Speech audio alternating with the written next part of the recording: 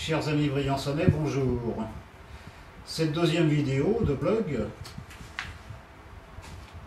pour expliquer mon point de vue après avoir parcouru les programmes des divers candidats restant en lice. Déjà, ils se ressemblent tous. Ils vont tous à peu près dans la même direction, ils traitent des mêmes sujets.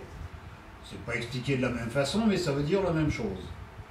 Il y a quelque chose qui m'achoppe quand même, et qui me perturbe même beaucoup, surtout concernant l'avenir de la ville, c'est que les candidats ne sont que les spectateurs des administrés.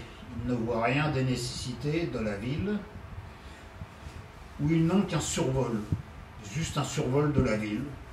Donc, ils écoutent à droite, à gauche, mais ils ne se rendent pas vraiment sur le terrain. J'en vois de temps en temps, j'ai vu M. Murger hier, M. Griska, je ne le vois pas du tout, les autres, je ne les vois pas du tout, mais bon, je ne suis pas non plus là où ils sont.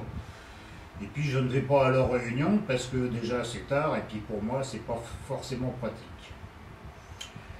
Il y a un autre point qui m'achoppe beaucoup, c'est que les sujets principaux de la ville, les choses concrètes, celles de tous les jours, celles qui intéressent tous les Briançonnais tous les jours, et qui sont leurs préoccupations, on n'en parle pas. On ne les voit pas. Qui traite ces sujets, en dehors de moi sur mon blog, et puis de 2-3 personnes qui, de façon anonyme, en font état sans vraiment aborder le sujet. Voilà. Alors c'est inquiétant parce que on va mettre à la tête de la ville des gens qui vont faire la même chose que leurs prédécesseurs. Avide de notoriété, des finances un peu faciles, et puis savoir la place qu'ils vont occuper. Je me rappelle d'un ex-élu qui m'avait dit « c'est un peu gênant » quand M. Bayrou a été invalidé, parce qu'il y avait 2 élus de cette nouvelle équipe qui avaient dit « oui, mais on a un crédit sur le dos, on comptait sur les indemnités d'administrés pour le rembourser sur 6 ans ».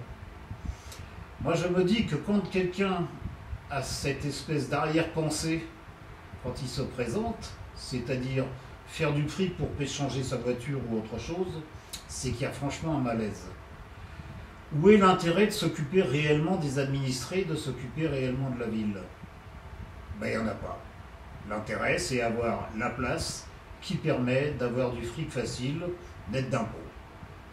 Voilà, ça c'est mon point de vue de ce matin.